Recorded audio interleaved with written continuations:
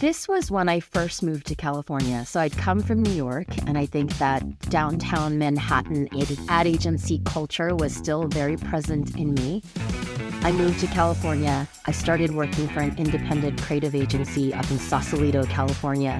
And I brought all my East Coast Manhattan swagger with me. And I joined this agency, and I was brand new to the States, brand new to the company, brand new to this team. Rebecca and I were partners on a project, and we were going back and forth on a brief. And actually, of all the lessons, I think for all these lessons get quite personal, because for me, the don't shy away from a fight, I think my own personality, my own wiring, whatever you want to chalk it up to, I tend to be non-confrontational.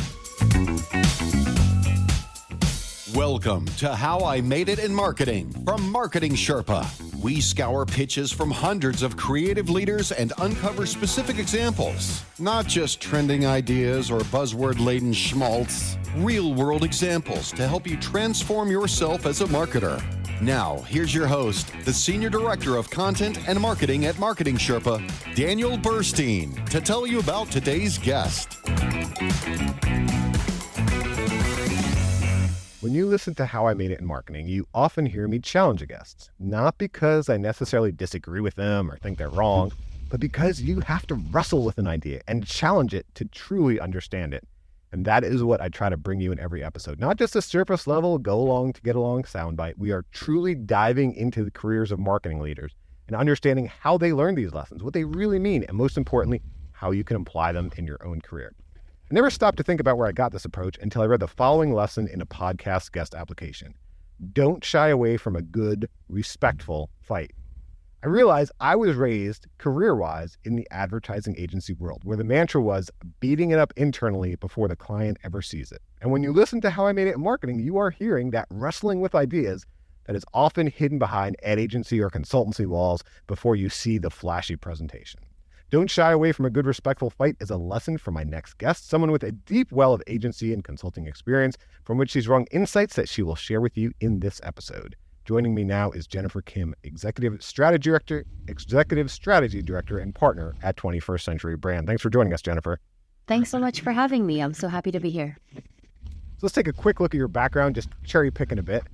We see you were an assistant account exec at Earl Palmer Brown, a brand planner at Arnold Worldwide, senior planner at GSD&M, planning director at Kirschenbaum, Bond, Senecal and Partners, executive director of strategy at Butler, Shine, Stern and Partners, and now you're the executive strategy director and partner at 21st Century Brand. There you go. I got it right the second time. Jennifer has managed teams up to 20 in her career, and right now she helps run the U.S. office at 21st Century Brand. In the most recent year, it released public information. Its revenue was $8 million in 2019. So give us a sense, Jennifer, what is your day like as executive strategy director and partner at 21st Century Brand? There's the truth that no 2 days are the same, so that's absolutely true. I would say the majority of my time is spent working with clients. So whatever client projects we happen to be working on, that takes up the majority of my time. But then intentionally, I'm also helping spend time growing our business. So spending time with our teams, meeting with our leadership team, thinking about what kind of company we want to be, what kind of culture we want to have. That's really the macro balance of it. And then in any given day, it's trying to just get ahead of things like everybody else and try and react to what's happening and plan for what's happening next. It's a pretty broad answer. I'm happy to get more specific, but that's the overall view. No, I like that. React to what's happening and plan for what's happening next. We all got to try to do the same thing. It's the balance, right? Yeah, absolutely. So let's take a look at some lessons from the things you made in your career. I love that about our jobs as marketers. I like to say I've never been anything else like a podiatrist or an actuary, but I don't think they get to make things. We get to make things. We make brands, we make campaigns, we make some cool stuff. So let's see what we learned from the things that you made. Your first lesson is insights about what people do are just as powerful as insights about what people think. So how did you learn this lesson? Yeah, and I think this lesson is really about being open to the unexpected insight. I think so often as marketers, we're trained to look for insights and people say blank about your product or people say blank about your brand, and that's where we go hunting. This lesson is really about learning to look for them in more unexpected places. So this is a story when I was working with Jergens, a body lotion brand, for anyone who may not be familiar with Jergens. And at that time, Jergens had been around for a really long time, over 100 years. It's like an American heritage brand. But it had really become relegated to value, bottom of the drugstore shelf lotion, inexpensive body lotion. And they really had aspirations to become more of a beauty brand. So the task to the agency team was help us come up with a new brand positioning that gets us more into this beauty space and help us come up with the brand campaign that will bring that to life. So being good marketers, we went off looking for insights and we did all this research, talking to Jergens users about their body lotion. And really, we weren't getting anything. Honestly, it was a lot of, I like Jergens because it's inexpensive, or I like Jergens because my grandmother used it and it has a nostalgic connection for me. And neither of those findings were particularly useful, frankly, for what they wanted to become, which was like a growing, more aspirational beauty brand. So we tried to dig a little deeper to look for things in more unexpected places. We spent time in people's bathrooms, which sounds as interesting as it sounds. And the unexpected finding was that body lotion, Jergens body lotion for a lot of the women was something that they tended to keep out of sight, hidden behind a medicine cabinet, stashed underneath the bathroom sink, along with dental floss and deodorant and things. The way they talked about that routine, it was really more hygiene. Whereas beauty products, perfume, cosmetics, hair, things like these were displayed with a bit more pride because these were things that they did as part of their beauty routine to feel more beautiful. But when we talk to people about what makes you feel beautiful, or what do you envision when you envision someone who's beautiful, body skin actually does have a part in it. A lot of them talked about someone having glowing skin, and it's kind of the whole package. And so really, I think the aha moment for our teams was, okay, the big opportunity for Jergens is to come out from underneath the sink and join the arsenal of beauty products. And so the positioning was all around how beautiful skin is really the foundation of a woman's beauty routine. And so Jergens had this opportunity to be sort of where your beauty routine began. And I think in that story, the unexpectedness of, there was all the stuff people said, but it wasn't until when we actually looked at their behavior and looked at their bathroom shelf and understood what role Jergens could play is when it all really came together. Okay, so going into people's bathrooms. Yes, going into people's bathrooms, yes. Do you have any tips for people on how to do that? I mean, because we're talking about anthropology at this point. I think a lot of people listening, when they think, okay, I'm going to figure out what my customers want, it's like pulling up an analytics dashboard and looking at, where they're clicking from. But that insight, it sounds like, I'm guessing at first it was maybe focus groups, phone interviews, something like that. And then it went to actually going into their houses and bathrooms. I am an extreme introvert. That sounds kind of scary to me. So do you have any advice for how do you kind of get to that level of getting to that understanding of maybe B2B, it's in the office, B2C, it's in the home, getting to that level and then how to behave in that level and actually learn something? Yeah, it's such a great question. And I think the thing is that all of those sources can be valuable, right? Like the analytical data that we have, that can be valuable. The focus groups, that can be valuable. In this case, it's because we'd exhausted all those other sources and we didn't have anything. And the ask was so big that we really needed to think a bit differently about the challenge that we were up against. In this case, I've done some, qual research moderating in my life. I went to the experts. I did not solo just wander into people's bathrooms. I worked with very qualified and trained research experts to do this, but it is a little bit about being creative, right? So a lot of times, for example, to take it totally out of the Jergens and beauty space, I have worked with B2B clients, and they'll say, well, here's all our data on how so-and-so is using my software platform or whatever that may be. And a lot of times we have to gently push clients and say, what's the unexpected place?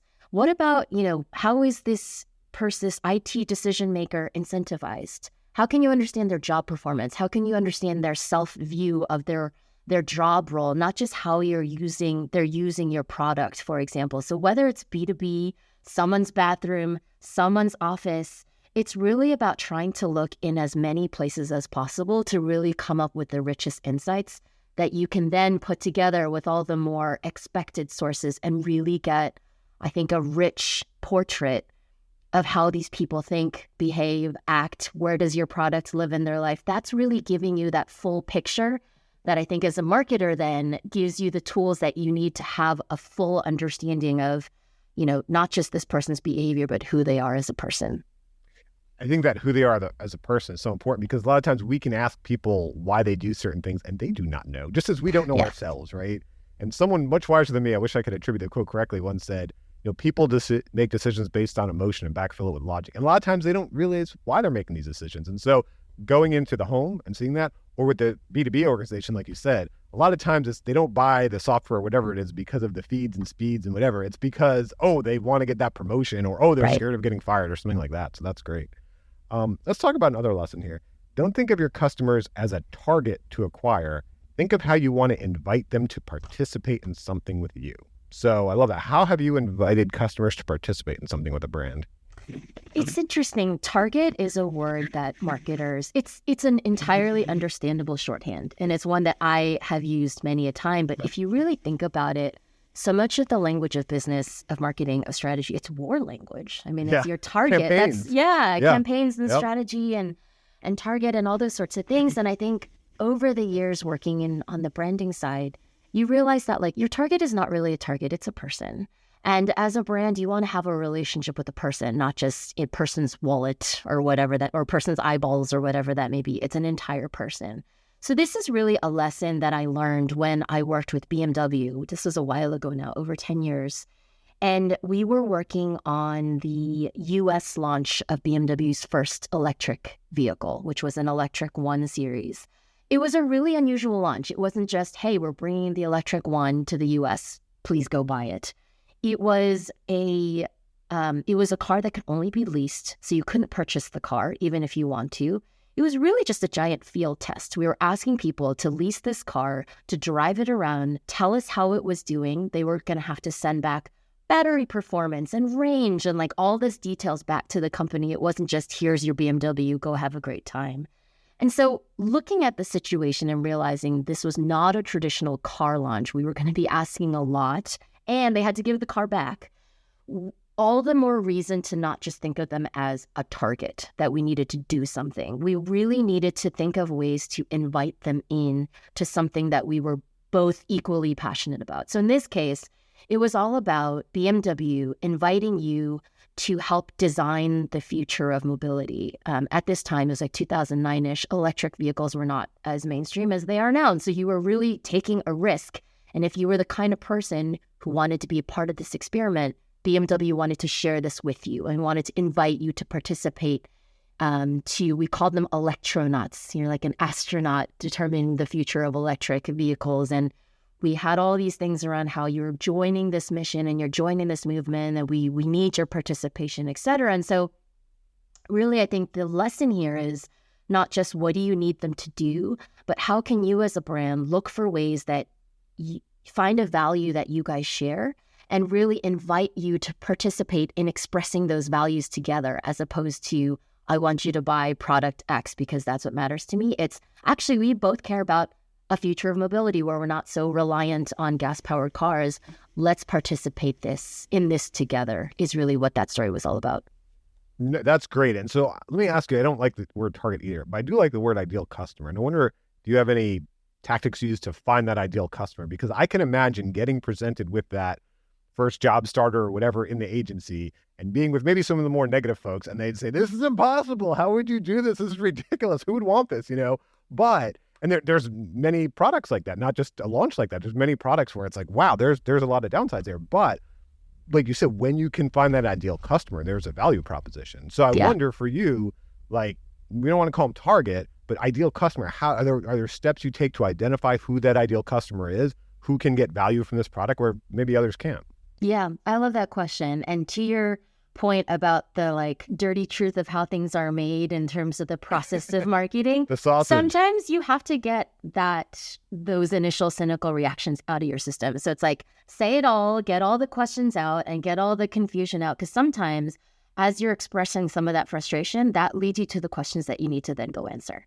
So it's this is going to be impossible. We're asking people to do the impossible. How are we going to overcome this? Then that gives me the clue. Okay, because this seems so impossible, I need to look elsewhere, and I need to figure out, how can I figure out something that lives above the actual things of what we're asking people to do, something a little bit higher order. So to your point about ideal customer, a lot of time when we think about whether it's your ideal customer or your kind of your aspirational brand community, we use the language a lot of like at its best. We're all human. Brands are also not perfect. We all have good days and bad days. We all make mistakes. But aspirationally, as individual humans, as brands, there is this sense of who we aspire to be and how we aspire to show up. And that's a lot of times where we start. Like, okay, at our best as a brand, who are we? How do we aspire to show up? What do we believe in? So then if you look at our ideal customer at their best, how do they aspire to show up? And how can you look for really the overlaps and the intersections between how your brand aspires to show up and what you value as a brand, and how that then maps back to your ideal customer, how they aspire to show up, what do they value as an individual? And if you find something like in the BMW example of like, I'm an experimental person, I'm happy to put up with a bit of failure because I like to think of myself as something who's willing to do the tough work to figure out these tough questions of how are we going to move around in cities without gas cars. Like, if you're willing to be that kind of person, then we are the kind of brand for you. And this is the kind of car for you. And it's when you find those moments of connection that you start to build, hopefully, what is like a really meaningful and powerful connection with your ideal customer. And I do think it is the brave and effective brand who's willing to say with their value proposition, we're for you, we're not for them, but we're for you. And saying, hey, we're not going to try to serve this entire total addressable market. Here's the people we serve best. Yeah, the TAM is so tricky, right? Because the TAM is such a seductive concept. Like, my TAM is this big, and then and that's helpful. It's good to understand, but then that's not super helpful to a marketer to just say, here's my TAM. Because if you just as a marketer think about the TAM, then you will try to be everything to everyone and you will be nothing to no one, right? So it's like, yes, there is the TAM, there's the business, but from a marketing perspective, like, I have to have something a bit more concrete than just this huge seeming pie that doesn't really mean anything. Well, I'll tell you, one of my biggest pet peeves in seeing a pitch from an early startup or something like that is the whole total addressable market. Like, there are 5 billion people in the world that eat eggs, and we make eggs. And so, or possibilities like, to $200 billion in revenue. It's like, well, there's like, 8 billion other egg companies. So I don't know if you're going to get that. All right. I love what you talked about, that get rid of that negative reaction at first, because that might tie into our next lesson here. You said, be aware of the biases, baggage, and blind spots you may bring to a project. And this was a brand that came to you guys where you realized yourself, which sometimes we don't realize. You realize yourself, hey, maybe I have a bit of a bias here. So tell us how you figured that out.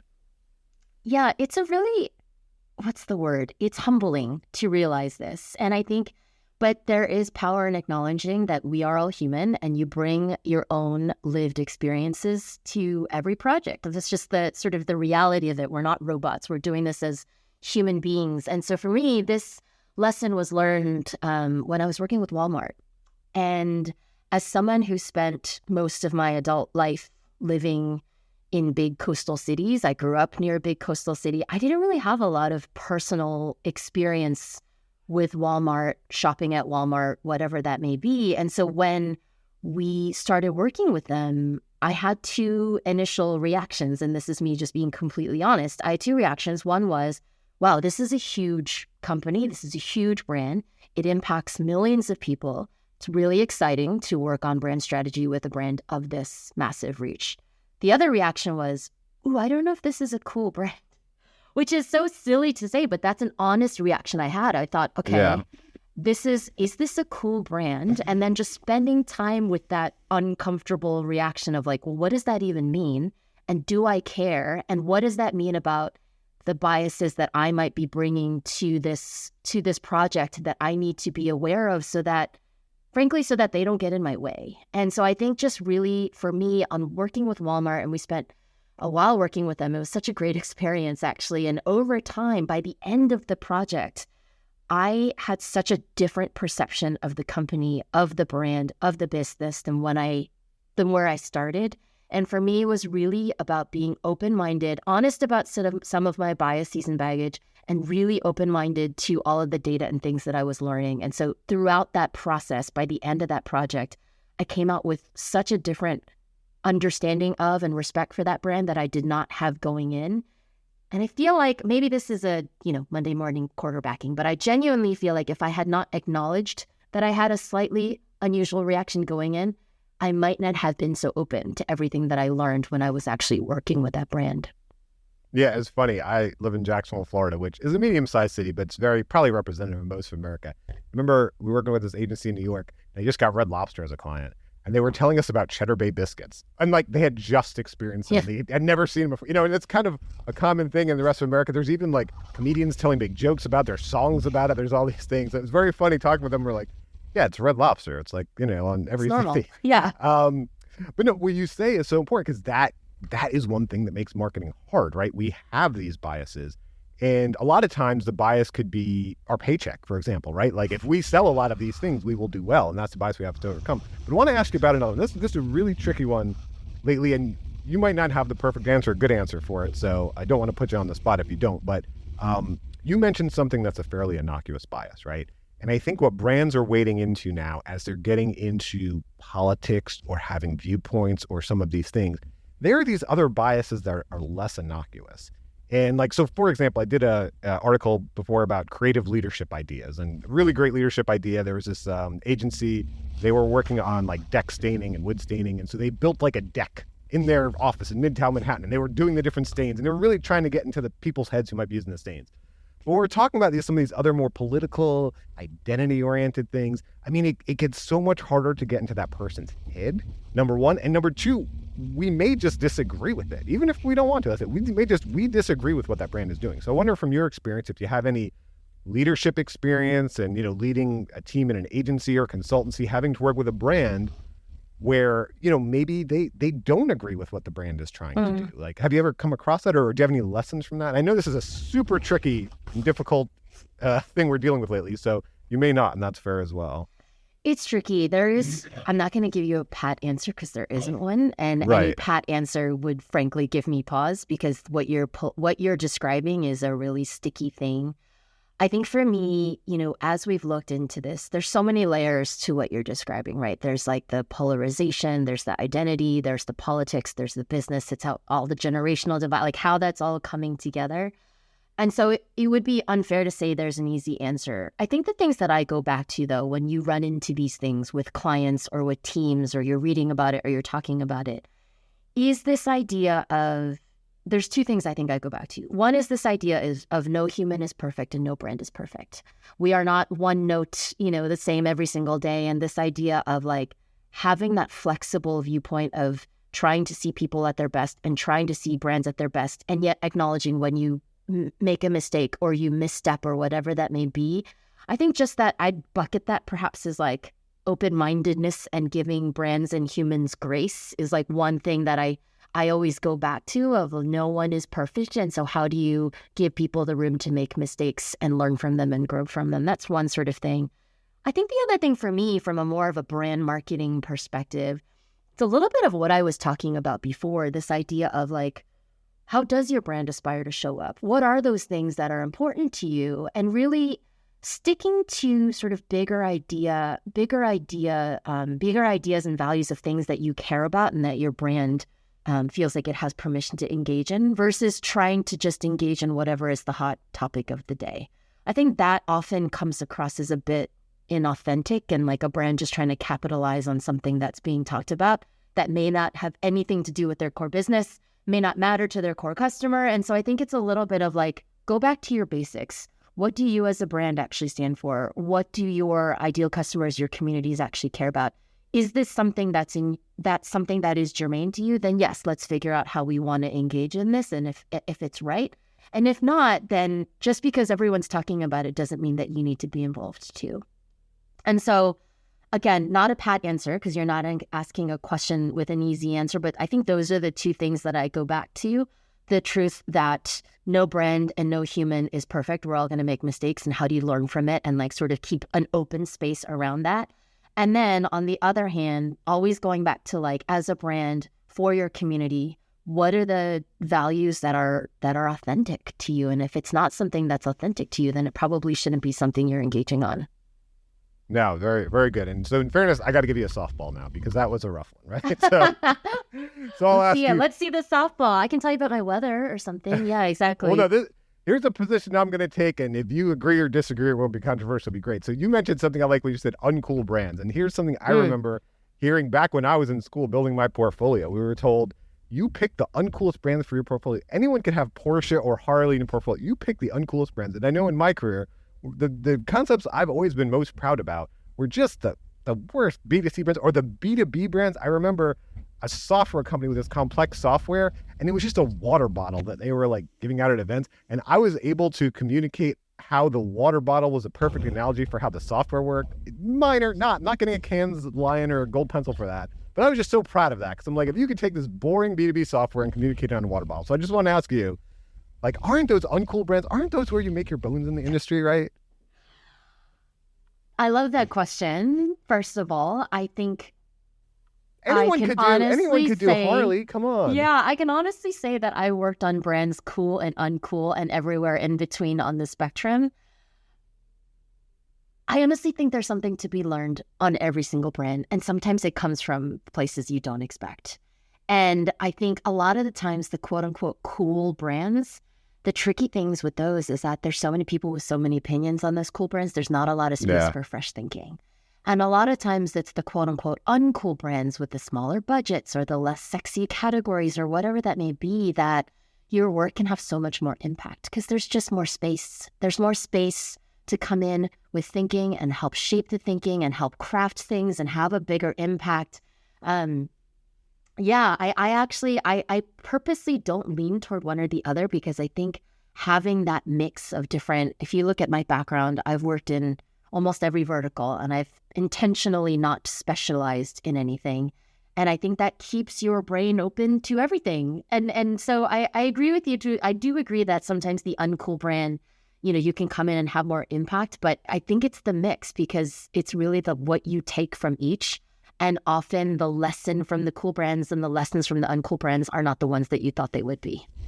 Very nice. Well, we learn from brands, but we also learn from the people we work with. In the first half of the podcast, we talk about lessons we learned from the things we made. In the second half, we talk about the lessons we learn from the people we collaborate with, because that's such an important element of what we do. But first, let me say, before we get into those stories, the How I Made It in Marketing podcast is underwritten by MECLabs Institute, the parent organization of Marketing Sherpa. To learn how MECLabs services can help you get better business results from deeper customer understanding, visit meclabs.com/results. That's MECLABS.com/results.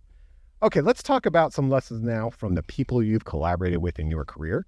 Your first lesson, I referenced this in the beginning of the episode. I love this. Don't shy away from a good, respectful fight. And you learned this from Rebecca Pollock, now the head of brand at Logitech. So tell us, how did you and Rebecca get into it, and what did you take away from it? This was when I first moved to California. So I'd come from New York, and I think that downtown Manhattan ad agency culture was still very present in me. I moved to California. I started working for an independent creative agency up in Sausalito, California. And I brought all my East Coast Manhattan swagger with me. And I joined this agency, and I was brand new to the states, brand new to the company, brand new to this team. Rebecca and I were partners on a project, and we were going back and forth on a brief. And actually, of all the lessons, I think for all these lessons get quite personal, because for me, the don't shy away from a fight, I think my own personality, my own wiring, whatever you want to chalk it up to, I tend to be non-confrontational. And I think in building relationships over the years, I won't really pick a fight as an opportunity to get close to someone. It's actually probably going to be the opposite. I'm going to look for a way to connect with you and work with you and get along and all those sorts of things. So being new, I actually was really aware of I want to make sure I'm building positive relationships. These are going to be my colleagues. We're going to be working really closely together. But frankly, we just disagreed. We were working on a brief together. She had one viewpoint. I had the other. The details of it now, frankly, escape me, although I do remember how it all happened. And we just went back and forth. And she wouldn't back down, and I wouldn't back down. It never got, obviously, it was obviously a respectful disagreement, but it definitely was a disagreement. And the way it ended up working out, I actually thought she was right, made the change we wanted. That all got wrapped up neatly. And then looking back on it, the work was better for it. The work was better for the disagreement. And frankly, our relationship was better for the disagreement, because I think there was sort of a meeting of the minds of, I see that you've dug your heels in and you care passionately about this, and I have dug my heels in, I care passionately about this. And so I think there's a respect in, we are equally committed to what we think is the best answer and the best way to do this work. And I think that was really, ironically and sort of surprisingly, that disagreement was the start of a really productive relationship because there was a mutual respect there. Fast forward all these years later, she's actually one of my closest friends. So it's funny how things began. But yeah, it really taught me this lesson of, as someone who's been, I think, wired to avoid those sort of confrontations and avoid those sort of moments, sometimes leaning into that and going back and forth is actually the start of not only a really great relationship, but also work that's stronger. When you have a lot of different viewpoints at the table, you create a space where all those viewpoints matter, you hash it out in a respectful way, and in the end result of it is that the work is actually stronger. Yeah, I love that. And as I mentioned at the beginning of the episode, and that's what kind of I try to do on the podcast as well. I didn't even realize why I was doing it. And then I realized, oh, well, that's kind of where I learned it from agencies. But it also got me thinking, working in an agency with a bunch of creatives often, we're talking about ideas, concepts, these things. Like, it's rare that it goes smoothly. You know what I mean? There's always like bumps. There's always people disagree. And I got thinking, like, in my career and like in your career, have there been ever times where you presented something and it just kind of sailed through? And for me, it was something called the Marketing Experiments Quarterly Research Journal. So just real quick, while you're thinking of your own example, I remember we published all this information online, and I kind of got this idea. Well, what if we take everything we publish? Because when you see it on a website, it just just comes out every day. It doesn't seem as impressive. We actually packaged it up, printed it out, which is kind of moving in reverse, right? And when we did that, and then we give it away at events and send it to the right people, and even people who download the PDF, kind of has more of an oomph. You see, like, wow, in 3 months they did all of this. And when we presented it, I had never had an idea go as well. I was kind of early in my career, but and I kind of thought back, well, why did that go so well? And I realized, I think I did a better job than I had earlier in my career. Earlier in my career, I was so focused on the idea and the concept, and I'm going to hammer it home. And if you miss it, like, I'm going to knock it through your skull. And I realized, like, okay, here are all the different players that are important in the decision. What's going on with them, and why would this be appealing to them? What's essentially the value proposition internally, not just externally? And I think that was really key. And so I wonder for you, like, have you ever had that time where you've just had like an idea sail through and you realize, wow, like, this is why that sailed through. It's because I realized this or this or that. And I think, I don't want to use the word political, right? But that was, I think, earlier in my career, the time I had a better idea of like, okay, wait a minute, these aren't just wrong or right, black and white decisions. These are different people who, to your point, are bringing in their own biases and baggage. And how can I speak to that? So do you ever have that just beautiful sail right on through? It's a great question. I don't have an example of an unexpected home run necessarily. I'm thinking back. I've spent most of my career agency side. And I think for me, it's not one story that stands out necessarily. But to me, I think looking back, part of my own personal success is the ability to build those trusted relationships, because especially when you're working with a more creative audience, they're trusting you with their ideas. Yeah. And you have to have that mutual trust of we're all trying to accomplish the same thing. And it's like the same team mentality, like, don't fight over the ball if you're on the same. This doesn't mean me using a sports analogy when I'm not a sports person. So let's hope I get it right. But it's this idea of like, we're all on the same team. Let's make sure that like we're playing different roles on the team. And I think one of the keys that I've gone back to over the years that has really served me well is building those one-on-one relationships where, as opposed to like in the official setting where 8 of us are sitting around the table, it's like, let's one-on-one. What are you working on? What's the one that you really think is right? Talk me through it. And they'll talk me through it. Okay, based on what I'm seeing, here's how I would pitch it. Here's how I would support it. Here's how I would bring that up. And like really trying to give that one-on-one value to people as opposed to just being in a big room and saying lots of smart things. Trying to build those trusted one-on-one relationships, I think, is a large part of why I did well agency side, because there is a trust that gets established. And I think for a lot of times when I was on the creative side, the creative agency side, a lot of the teams would come to me and say, can you help me sell this idea? Because I think you can help me sell it in a way that I can't. And that to me was the ultimate sign of trust, that they're trusting me to help sell in this idea that they've been working on, because we know that we have different perspectives, we have different skill sets, but we're ultimately trying to accomplish the same thing. And that trust was really built via lots of more one-on-one moments versus, I agree. It's not really political, but it's like really building those relationships on more unofficial ways, like not just in the big meetings, but really in the smaller moments, so that once you get to the big meeting, that trust is really established and you can really work together as a team to like get whatever it is that you're trying to communicate, really get that across. Yeah, I mean, I've heard that called the meeting before the meeting sometimes, right? Yeah, because that's a good way to put it. Yeah, sometimes in that big meeting, I think that sometimes the problem in the big meetings that groupthink happens. It's like, you know, things start to flow in one direction or another. And once they start to flow in one direction and people start piling up, or maybe some more of the influential people say certain things, it's really hard to reverse that flow at times. So it is good not to just drop this on people, boom, in that meeting, but to kind of build your allies and have people get an understanding and get a sense too of, to your point, what someone was asking you, what might some of the objections be before you even get in there? So you're kind of prepared to address that and you know how to kind of angle it there. So here's another lesson you mentioned. Managing people isn't just about teaching the craft of strategy. It's about helping people grow. And you learned this from Jasmine Dadlani, now the Chief Strategy Officer at McKinney, and Mick McCabe, now Global CSO at Ogilvy. So how'd you learn this lesson? It's something I learned early on, and I've frankly relearned it many times over the last 2 decades, where in the case of Jasmine, she was one of my earlier managers. And I think when you're at the very beginning of your career, you're so close to your school days that you're just looking for that grade, so to speak. And I think that's a transition that needs to happen as you get more established in your career, where in this case, before I had started working with Jasmine, I'd gotten a lot of quote unquote A's. I was doing really well, getting tons of positive feedback. And when I was working with Jasmine, she was very, she helped me push my thinking and she helped me really push my work, but she was actually more critical, which was new to me. And it was jarring to me at first. And I think she really helped me realize that if all I give you is gold stars and A's, so to speak, you're never going to grow. And it's only until I gently push you of here's the places, this is great, this is how it could be stronger. This is great, this is how it could be stronger. You did it this way, this is great, here's another way that you could do it.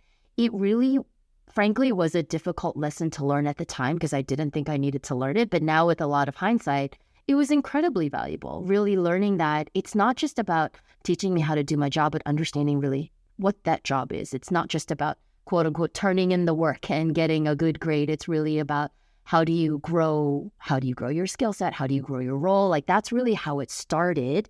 And then fast forward many years when I was working with Mick in New York, and I was really stepping into a leadership role for the first time as a planning director and learning how to run my own accounts and that sort of thing without a team above me. And for me, it was really a time to find my leadership voice. And what he said to me, because I'll never forget, is he said, I will always be very supportive of you personally, but I'll be tough on the work because that's how you grow. And he really stuck by that, where I always felt like I could check in with him. He had my back, all those sorts of things. But he was always really pushing me on the work because that's what would help me really reach that next level. And so that language has really stayed with me. I think a lot of the manager's job is not just to teach the craft of whether it's brand or brand strategy or marketing or creative strategy, whatever that may be. It's also to be supportive of that individual person's career. And there's a reason those people stay with you, because it wasn't just about a skill that you learned, but how they really helped you feel supported. And I think that's a lot, this is almost like an industry agnostic lesson, but a little bit of like how they viewed management, the manager's role and how I think I see it today. Well, so let's kind of dive in there. Yeah. Now that you're a leader, how do you help people grow? Like one of the great lessons I learned on How I Made It Marketing podcast, I interviewed Shruti Joshi. She's a COO of Facet. One of her lessons was there will never be a good time to do this. Just get it done. And the way she learned this is she had worked at Verizon and they kind of enticed her to come back to Verizon by saying, hey, we'll pay for your MBA. But then she was in charge of launching the Fios rollout, which was this huge multi-billion-dollar rollout. And she was telling her boss, like, it's just not a good time to get the MBA. And that was what he told her. There will never be a good time. Just get it done. And I thought, like, wow, what leadership to grow the people on your team where you're prioritizing them growing themselves and not just this huge rollout you have. So I wonder if are there any tactics you use, anything you've learned to help grow your team? I mean, agencies are so many deadlines. Like you could be so focused on that like immediate deadline and that next pitch. It's honestly something that I try to remind myself, because I do think as someone who I tend to work fast, I tend to be able to handle a lot of things on my plate. My natural wiring is like, what needs to happen? What needs to get done? What's the priority? What's the thing of the day? It's actually taking that time to pause and check in with people. And I think for when I'm managing people, I do sit down and say, what's important to you? Forget what we need you to do here. What are some of your personal goals, whether it's here or someday, hopefully far away when you're not here? What are some of the things that you really want to grow, and how can I support you in that? So I think a lot of the times, one of the things I try to do is understand what's important to them. So in this case that you mentioned, getting an MBA was important to this person. It's not something probably that they obviously were willing to pay, which is great, it sounds, but it's not something that they said you have to go and do. She wanted to do it. And so I think it's that kind of example of it is part of my job as your manager to say, here's what we need from you, here's what the expectations are, but it's not up to me to say, here's your goals. Like, those are yours to own, and it's my job to help you get there. So really starting with them and understanding what their goals are, as opposed to just really putting my own goals on them, is one thing that I've learned to do. And then the other piece is just knowing myself, making sure that I take time to pause and prioritize that, because otherwise I'll just heads down and get into the work and lose track of things. So it's something that I have to keep an eye on as well. Yeah, no, it sounds very parallel to how you deal with customers too, learning about what their goals are and trying to drive towards that. Yeah. One more lesson: who you surround yourself with matters. Yeah. You said you learned this from Colin Chow, global managing partner at 21st Century Brand, and Neil Barry, the CEO of 21st Century Brand. So why do you surround yourself with Colin and Neil, and how did you learn this lesson? Yeah, I would say this is probably the most personal of all the lessons that I included as I was thinking about this. As I was thinking about the lessons I've learned, I think over the years, I have just been reminded again and again that you really have to trust your gut, your intuition when it comes to the people that you work with. I've been doing brand strategy now for over 20 years. Lots of different settings, creative settings, consultancy settings, et cetera, et cetera. I was on my own as an independent contractor. But that you can do this work anywhere. So who you do it with really matters, frankly.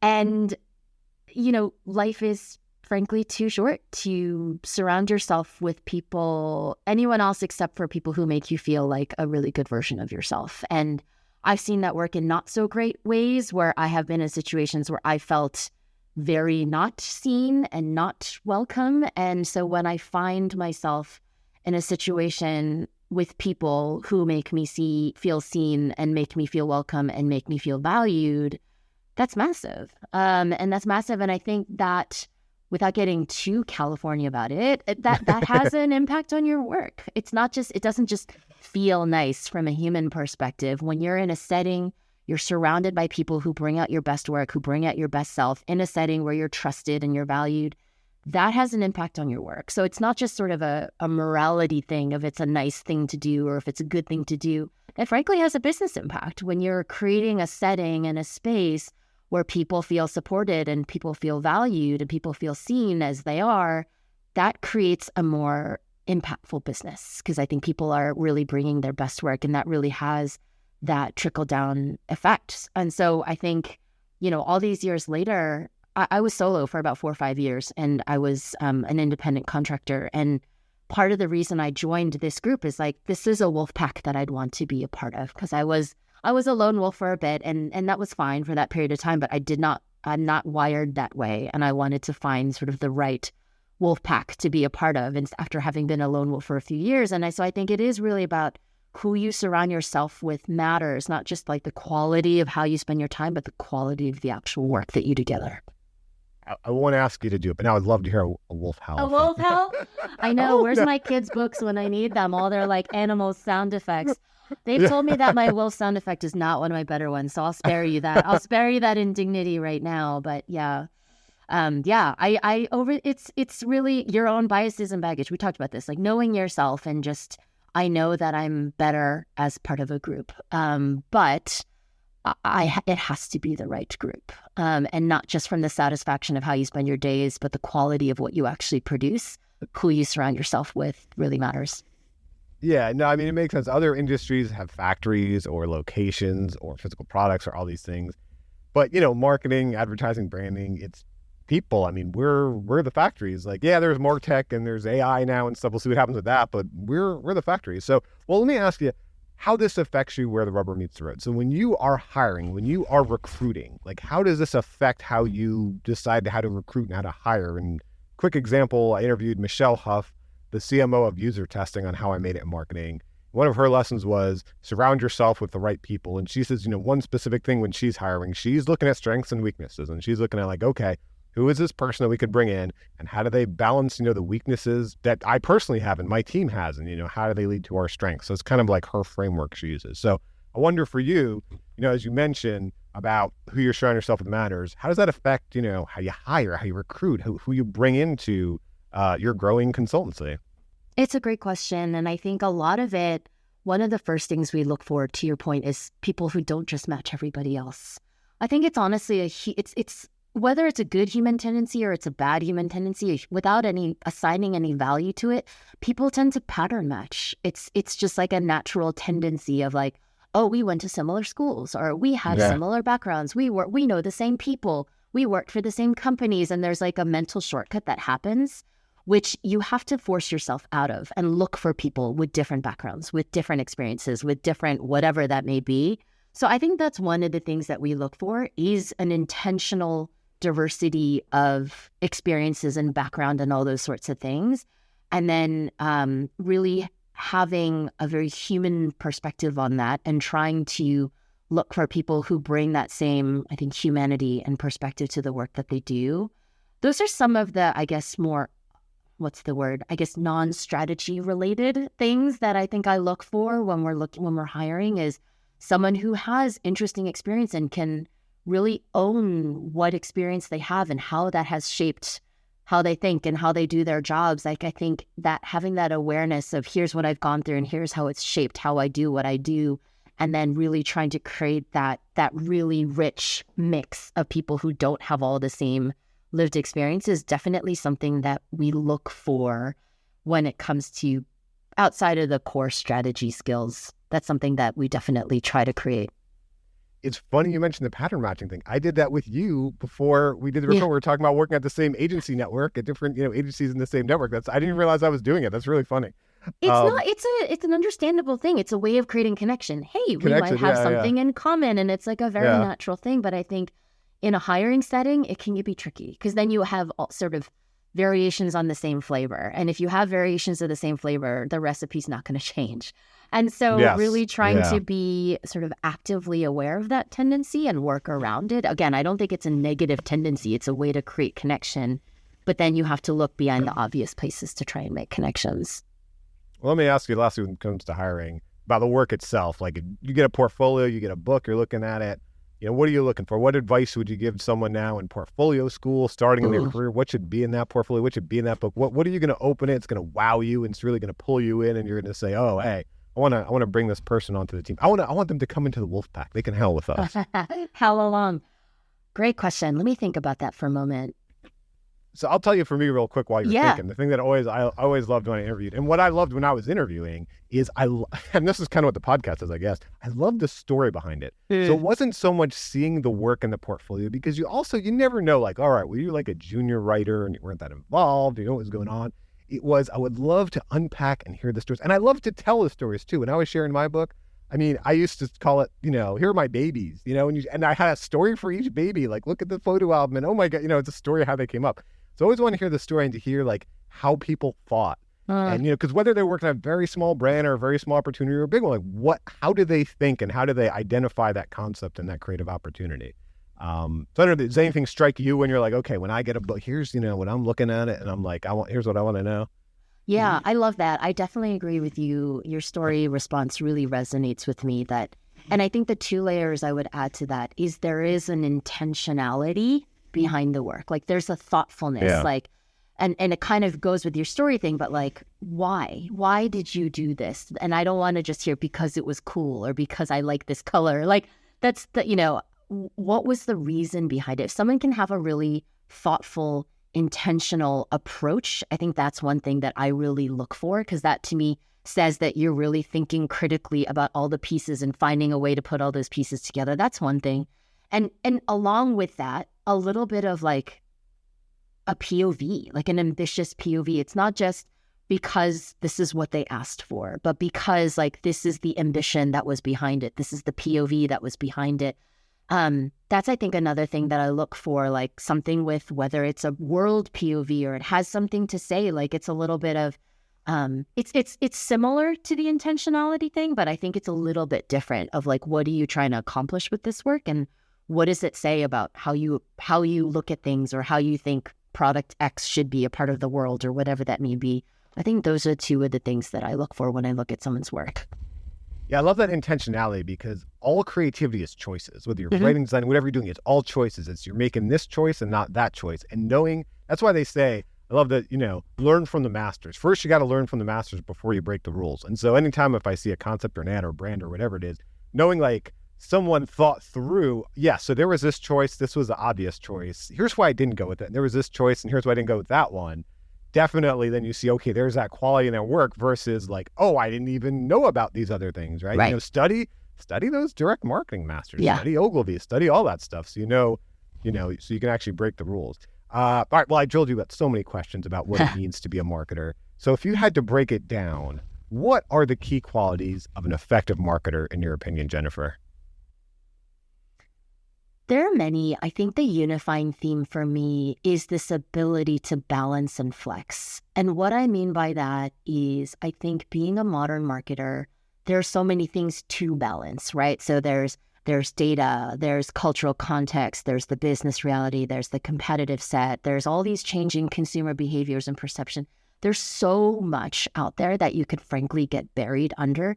And so I think it's this idea of balance and flex as being a really defining characteristics of a modern marketer, is like, you are able to flex and take that all in, but you have this sense of like, at your core, what is it you're trying to achieve? And you can balance everything and not get lost in it. I think this sense of like, it's perhaps a better way to say it is like, it's the ability to flex and balance, but it's like that same sense of core, like that ability to go back to your core of what is it that I'm trying to achieve, the clarity of really your purpose and the clarity of your ambition is I think a really critical piece, because otherwise you can frankly just get so distracted. There's so much to be distracted by now.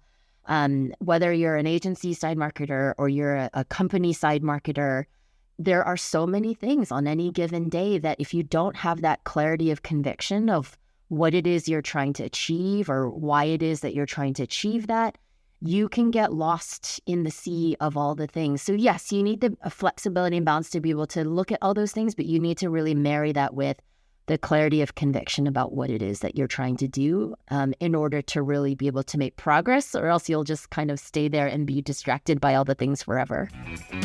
Well, thank you so much for sharing all your stories and your lessons, Jennifer. Hopefully gave our audience a little bit more clarity and a little more ideas into how they should run their career and their campaign. Thank you so much for being on. Yeah, it was so fun. Thank you for having me. Thanks to everyone for listening. Thank you for joining us for How I Made It in Marketing with Daniel Burstein. Now that you've gotten inspiration for transforming yourself as a marketer, get some ideas for your next marketing campaign from Marketing Sherpa's extensive library of free case studies at marketingsherpa.com. That's marketingsherpa.com.